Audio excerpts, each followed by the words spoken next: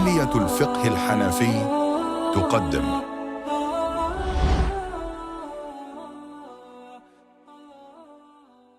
بسم الله الرحمن الرحيم. الحمد لله والصلاة والسلام على رسول الله وعلى آله وأصحابه ومن والاه أما بعد. In the previous lesson, we addressed various miscellaneous rulings pertaining to marriage and when marriage breaks and when marriage remains intact. For example, what happens to the marriage when one of the spouses accepts Islam? What happens to the marriage when one of the spouses apostatizes? The first ruling we discussed was when the husband of a Jewish or a Christian woman accepts Islam, then what happens to the marriage in that case? So that's what we discussed in the first ruling.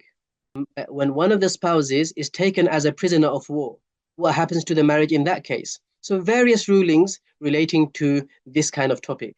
We also discussed what influence, what impact a person's marriage has on the child. Which religion will the child be on? We discussed that in the previous lesson. In today's lesson, inshallah, we'll be addressing something we left off from the previous lesson. We said that if a man is married to multiple wives, then equality, practicing equality among them is necessary.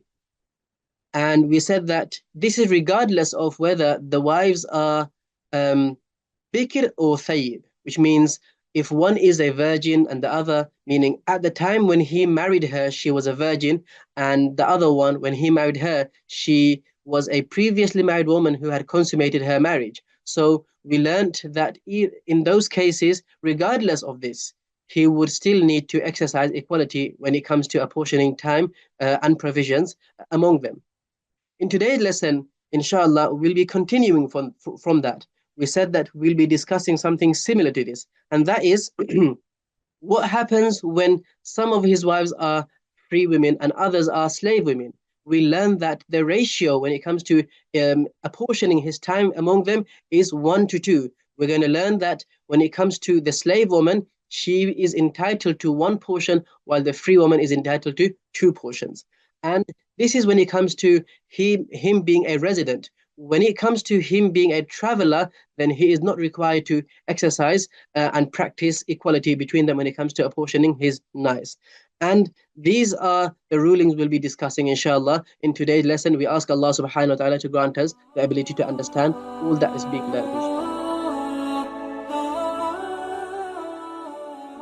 And the next one, he says, if one of the two is a free woman and the other is a slave woman, then the free woman is entitled to 2/3 of the time, and the slave woman is entitled to 1/3. Like we said, previously we mentioned that a slave has half the rights of a free person. And now, in this case, if let's say Zaid has 2 wives, one is a free woman and another is a slave woman. So let's say Khadija is a free woman and Habiba is a slave. Now, Habiba being a slave, she'll get half the right of Khadija. So if Zayd decides to spend 2 nights with Habiba, he must spend 4 nights with Khadija. So there will be a 2-to-1 ratio in this respect. And this is the case where the man, the husband, is in his residence. The next ruling discusses the case where he is traveling. So when he's a traveler, the ruling is different in that case. He says they have no right to the apportionment during the state of travel. So distributing equal time when they are traveling, when the husband is traveling, he does not need to that responsibility of giving equal time and also provision that doesn't remain when he is traveling. So let's say he decides to take, Zayd decides to take Khadija on a journey and he spends 1 week with her.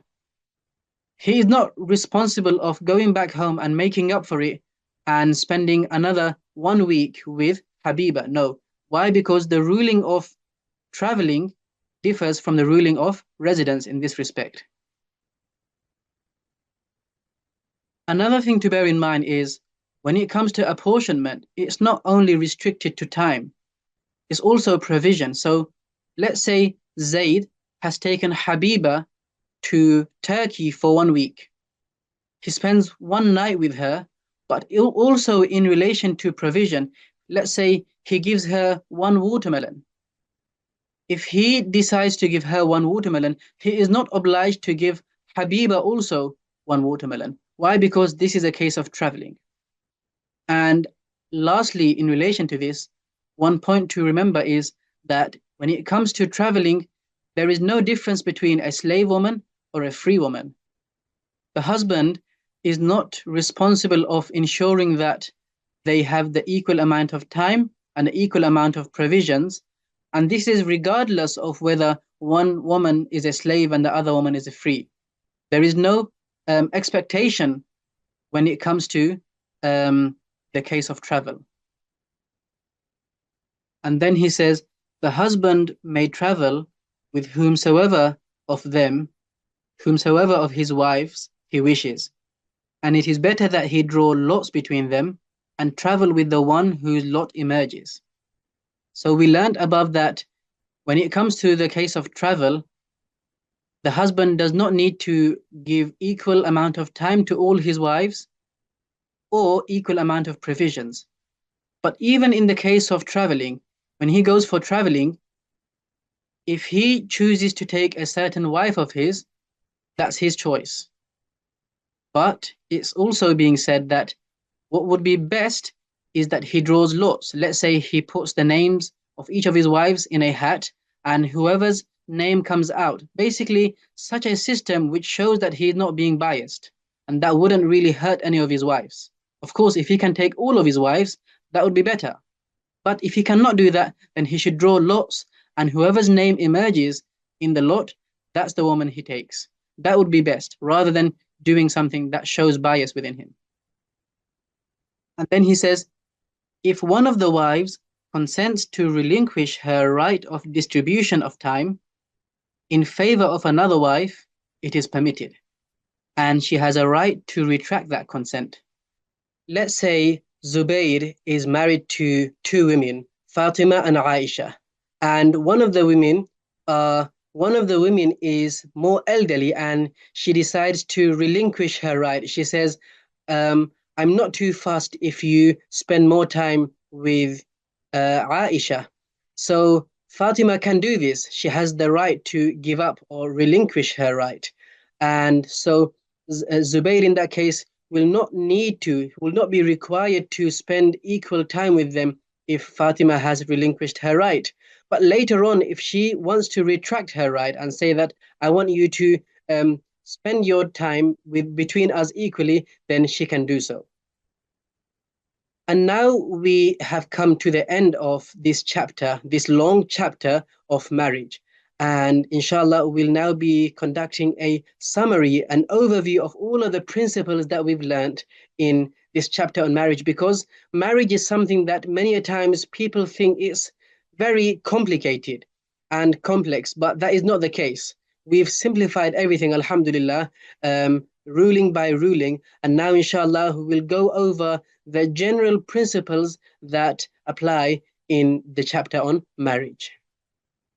Marriage, we said, is very simply conducted in Islam. All you need is an offer from one party and an acceptance from the other party. And we said that as soon as that happens validly, we said that it has to happen in certain tenses. You can't just offer and accept in the future tense, using the future tense, because that would give the impression that you're promising to get married, and a promise is not really something that is binding. It's binding at the current time. So marriage is a contract that needs to be done in the current time. So we said that marriage, all it requires is an offer and acceptance, and if that happens with the presence of two witnesses, then the marriage will be valid.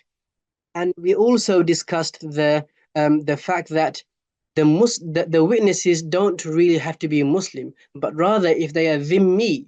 Now, dhimmi, we said, people of the book, that are living in a Muslim country where the full Sharia is being implemented, there is Muslim governance and a judge, etc. So if these dhimmis, if only dhimmis are witnesses to a marriage, then that would be valid. We moved on to prohibited categories of women, and we said that there are certain women that a man cannot marry by virtue of him being related to them, and we started off by discussing the biological relationships. For example, a man cannot marry his own mother, he cannot marry his own sister, and various other types of women because he is biologically related to them. And Allah subhanahu wa ta'ala discusses the long list in the Quran, and this is what Imam Quduri addresses in this part of the chapter. And we said that there are two categories, or there are two types of prohibited categories of women. One type is permanently prohibited category, where the woman will be prohibited for him to marry forever. So there is no factor that can be diminished, and then the marriage can be valid afterwards. No. So that is permanently prohibited. And the other category, the other type, is those types of women who are not permanently prohibited, rather they are prohibited for, due to a certain factor being existent. And if that factor is removed, then the man can marry certain types of women. So we gave the example of a woman who a man is married to, and we said that this man cannot marry this woman's sister. He cannot marry his own wife's sister while being married to his wife. And we said that this is not permanently prohibited. This is only whilst he is married to his wife. So we understood the two types of prohibited categories of women. And we explained a principle here. We said that when can a man not combine two women in his marriage? We said that imagine imagine these two women, right? One of them consider or imagine one of the two women to be a man, okay? Flip them around and turn them into a man. How would they be in that relationship? So what do we mean by this? So remember we said this, that imagine it was two sisters, okay? Two sisters, and this man is married to one sister. Can he marry the other sister? That's the question, right? So flip one of these two sisters into a male. What would be the equivalent of a sister or the counterpart of the sister? It would be a brother. So we said that if marriage in that case is permissible between those two, who we said, imagine one of them to be a man. If marriage is permitted between the two, then combination over here is permitted.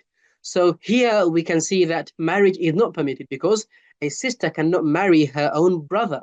So in this case, this man cannot combine these two sisters in marriage, because when you flip one of the two sisters into a male, the sister cannot marry the brother.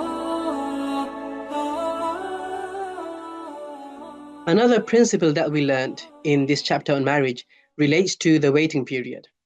We said that Imam Quduri addressed the ruling of a man who had divorced his wife with an irrevocable divorce.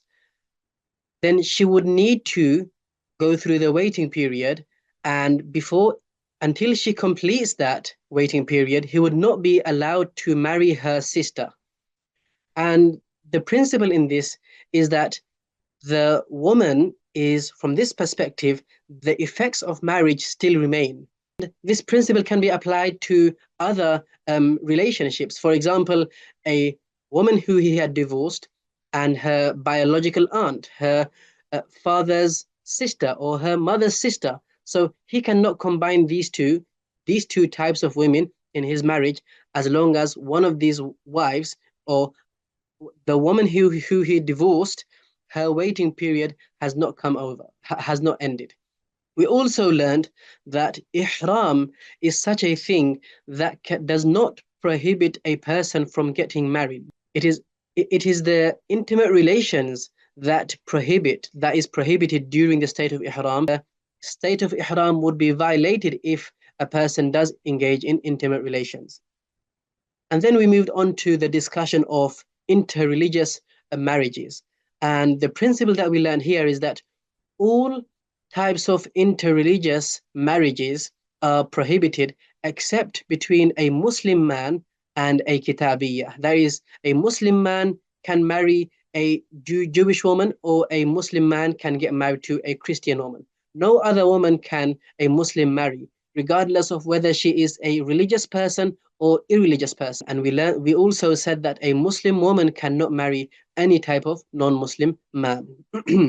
We then moved on to the differences between certain types of women in relation to their consent. We learned the terminologies of bikr and thayyib. We said bikr is a virgin woman and thayyib is a previously married woman who had consummated her marriage. And don't get this confused with other terminologies like kabira and saghira. The rulings for a kabira, which is an adolescent woman, and a saghira, which is a minor woman, they will differ from the rulings of a virgin and a previously married woman who had consummated her marriage. The difference comes in relation to the way they give consent. So we said that when it comes to a virgin woman giving consent, then she doesn't really have to give a verbal consent. Any impression, any expression from which we understand that she is happy to get married, even if it's not verbal, it might be a giggle, it might be a smile or a laughter or a nod or whatever it may be. It doesn't have to be a verbal consent, as opposed to a previously married woman who had consummated her marriage. She must give verbal consent. An adolescent woman cannot get married off without her consent, and a minor woman can get married off without her consent. So this is the difference between consent in itself and the way to give consent. That is relating to virgins, bikr and thayyib, and uh, is consent needed? That is relating to kabira and saghira, or adolescent and minor women. So these are the differences. Don't get these terms confused. And their rulings are also different, so don't get their rulings confused as well. We also addressed the discussion on the types of wordings that can be used to get married. We said that it's not necessary that you have to use a marriage, or you have to use nikah, or you have to use tazweej. There are various other wordings that can be used, providing, we said, they fulfill three conditions. One condition is the meaning of permanence must be found in that wording. Another condition is that a sense of belonging should be found in that wording. And the third one we said was that there should be the impression, the meaning of the marriage taking place in the current time and not later. So these three things are the conditions. So we said that belonging means that it's the wife belongs to the husband, and it's not just that the husband will use her or temporarily, or she will be permissible. He can only use her because she will be permissible for him. No, this is not the case. So it should be he can use her because she belongs to him. So this should be what the wording should entail.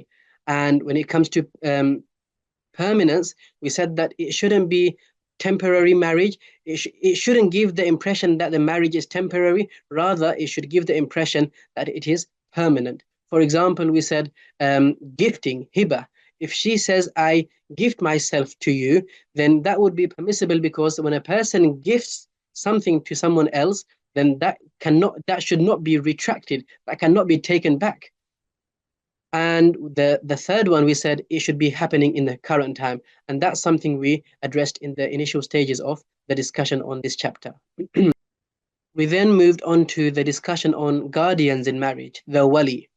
And we said that the minor would require a guardian, their guardian, to give them off in marriage. And so they cannot get married without their consent. And an adolescent person is independent in essence and does not require their guardian to marry them off. In the case of a Muslim woman, we said that although it would be valid, strictly speaking, if she got married without her guardian's consent, it would be strongly discouraged that she does so. Rather, in normal circumstances, she should get married with her guardian's consent. We also learned that there is a hierarchy of guardians, and the father and grandfather enjoy a certain level of privileges which the other guardians do not enjoy. And Imam Quduri rahmatullahi alayh addresses the ruling of if a guardian that is beside the father or grandfather marries a minor off. Let's say the brother, yes, marries his younger sibling who is a minor, marries him off. Later on, when that minor grows older, then they would have an automatic right to annul the marriage. But in the case of a father marrying his minor son or daughter off, or a grandfather marrying his minor grandson or granddaughter off, then when they grow older and they mature, they hit puberty, they would not be they would not have this automatic right to annul the marriage.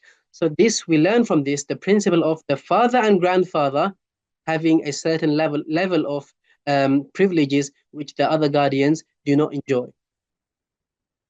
We also learned that there are certain types of people, due to their circumstance, they cannot give a woman away in marriage. Essentially, they cannot be her guardian. So even if they are consanguine relatives, even if they are close male relatives, due to their circumstance, for example, a father being a disbeliever, let's say it happens very commonly with new Muslim women. They don't have a guardian because all their guardians, who are supposed to be guardians, would be non-Muslims, and she has newly accepted Islam. So then who would be her guardian? It can't be her father because her father is a disbeliever. So we said that there are certain cases, even if they are close relatives, due to their circumstance, they cannot be a woman's guardian in her marriage. We also learned that a female relative can be a guardian in a Muslim woman's marriage. A female relative can be a guardian in someone's marriage in the absence of all male relatives. So that's another thing we learned in this topic. And we also addressed um, the absence of a closer guardian when they are absent in such a way that they are disconnected. We explained all the detail about what disconnected absence means, and in the case of today we said that even if a person is physically distant, but if they have access to the phone, or they give consent remotely, then that would be valid because they are not, essentially they are not disconnected in their absence. But if a person, even if a person is close by, but they are in a coma, then because they are disconnected, even if they are next door, we said that they would not be, the person would not be required to wait for them. Rather, they can go to the next immediate guardian to marry them off. And then we moved on to the topic of suitability in marriage. We said that kafa'ah, suitability, is something that should be taken into account when getting married. And it is of such importance that if a Muslim woman gets married without her guardian's consent, the guardians, when they find out that she's got married to someone who is of lower standing to her or lower standing to her family, then they would have the right, due to her ruining the reputation of their family, yes, collectively, they would have the right to separate between them. Why? Because suitability has not been taken into account. And we mentioned the various factors of suitability.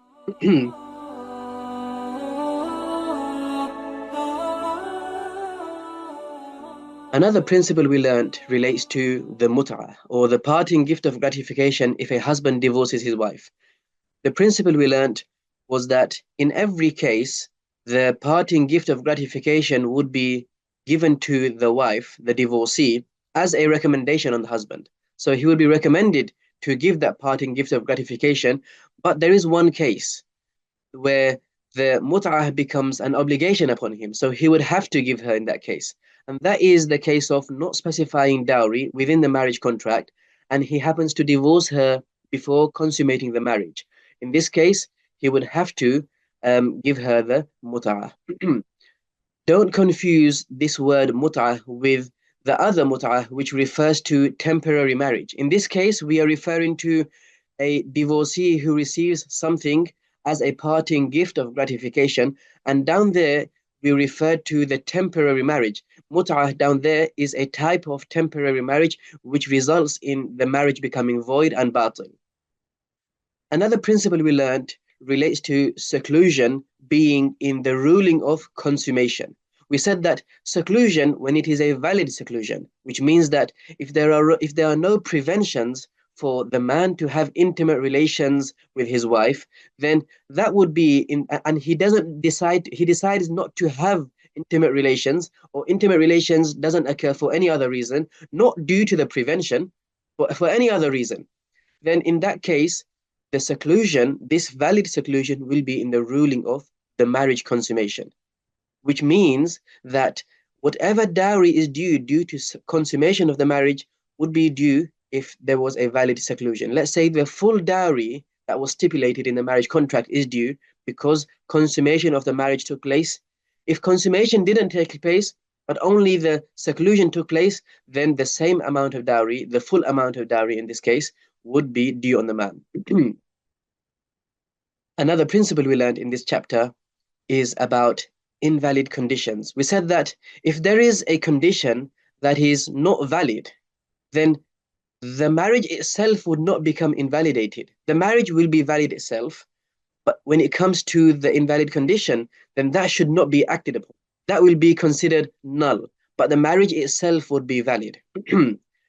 And we said that in this case, where usually what happens where there is an invalid condition, we've seen that the customary dowry becomes due, the mahrul mithl, and we explained what the customary dowry was.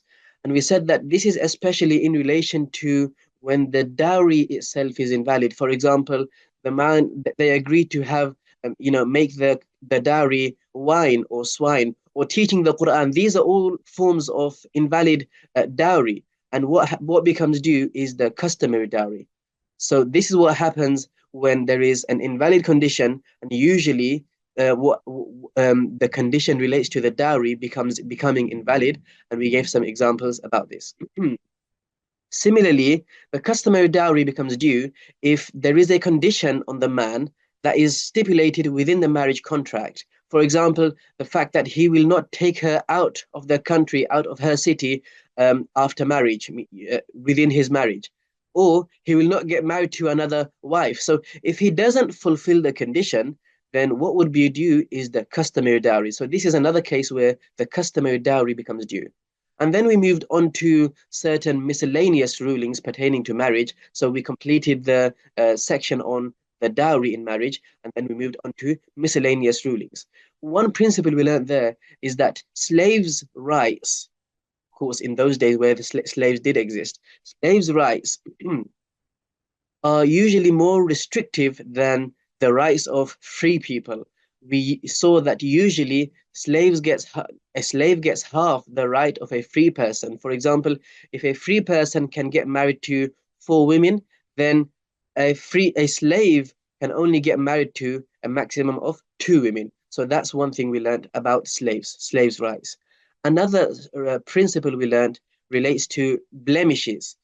Usually, when before the couple get married, they would inform the others what certain things will put them off in their marriage, and they will try to become aware of certain blemishes in the other spouse, before they get married. But let's say if they happen to get married not aware of certain blemishes such as insanity, leprosy, or vitiligo, then what happens in that case? The principle we learned is that usually the other person who becomes aware of this blemish in their spouse, they will not have the automatic right to annul the marriage. Annulling will not be an option to them. So they must remain. And there are other options we discussed, but when it comes to annulling the marriage, they will not be allowed. Be the man noticing a blemish in the woman which he doesn't like, or the woman noticing a blemish such as insanity, etc., which she doesn't like. Another principle we learned relates to the same thing, blemishes, but more when it comes to a man not being able to perform, or a woman not being able to perform as well. So for example, when it comes to not being able to perform, then so let's say an impotent man, he's got the sexual organs, there might be a chance that he can perform later on, but right now he's unable to perform. Then due to this chance that is he is able to perform, maybe in the future, the judge or the Sharia council will provide him a 1 year's deadline to be able to perform. And if within that year he is able to perform, then the marriage will remain and the woman will not have an automatic right to annul the marriage. But if a year passes and he has not performed, then she will have the choice to annul the marriage after that. This is in the case where there is a chance that he can perform. We said that in the case of a person who hasn't even got the sexual organs, then there is no chance. Then immediately, as soon as she realizes that he is unable to perform and will never be able to perform and have intimate relations, then she will have an automatic, immediate right to annul the marriage. The judge or the Sharia council will allow her to annul the marriage. We then moved on to certain rulings relating to changing religion, whether accepting Islam or apostatizing from Islam. We said that if both spouses remain on the same religion or they change to a different religion simultaneously, so they turn into a new religion simultaneously, then the marriage will remain valid. But if one spouse changes to one religion and the other spouse doesn't change to that religion, or changes to another religion, then what will happen is that the marriage will become broken if first they will be given a chance, they will given some time to contemplate and reflect, especially in the case of accepting Islam. Say one of the spouses, let's say the man accepts Islam, the woman, she decides not to accept Islam, she will be given some time to accept it. If she doesn't accept it, a divorce will take place, the marriage will be broken. Similarly, vice versa, where the woman accepts Islam, the man will be given some time. If he doesn't accept, then the marriage will be broken. Another principle we learned relates to the children of those who change their religion or those of two different religions. We said that the children will always be on the closer of the two religions to the truth. Let's say one example we gave relates to one of the spouses being a kitabi, a person, a Jewish or a Christian person, and the other being a Magian or a Hindu or a non-kitabi. Then the child, as long as they are a minor, will be on the religion of the kitabi. So whatever practices that take place within the kitabi's religion, the child will be observed. These practices will be observed on the child as well. So we learned that the child, similarly, in the case of the Muslim man marrying a Christian or a Jewish woman, we said that the child will be on the better of the two religions. And of course, Islam is the better of the two religions. And so the child will be a Muslim as long as the child is a minor. When the child grows older and is free to think how they think, then the child will be whatever religion they adopt. And finally, we addressed another principle relating to exercising justice between one's wife. A man, if he is married to multiple wives, then what would be necessary is that he exercises justice between an equal apportioning of time and provisions, etc. Especially, and this is the case when he is a resident. If he is traveling, then we learned that he is not required to apportion his time equally between his wives.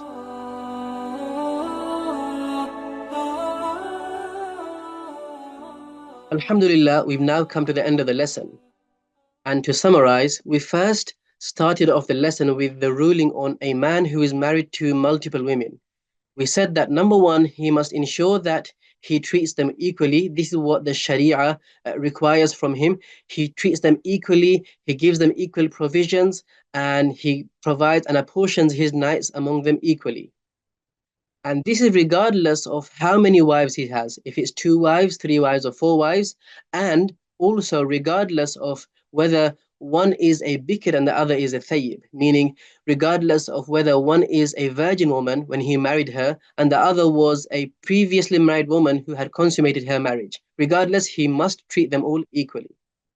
And then we moved on to the discussion of a man who is married to multiple women, and some of those women are slave women and the others are free women. We said that the ratio here, when it comes to apportionment of time and provisions, is apportioning of time is 1 to 2. So a slave woman would be entitled to 1 portion, while the free woman would be entitled to 2 portions. So this was the difference between marriage to free women and marriage to slave women. Um, and then we moved on to the discussion of apportioning of time when a man travels. We said that a man is not required to apportion his time equally among his wives when he's traveling. So traveling is different to the ruling of when the man is a resident. And then we addressed the issue of a woman. We also said that a man can take whichever of his wives to him when it comes to traveling. He is not required to apportion his wives and say that if I take you once, then I'll take the other one once. That's not necessary on him. We also mentioned that if one of the wives gives up her right to her time, to her nights, then she can do so. She can relinquish her right effectively, and still, though, she has the right to retract that right.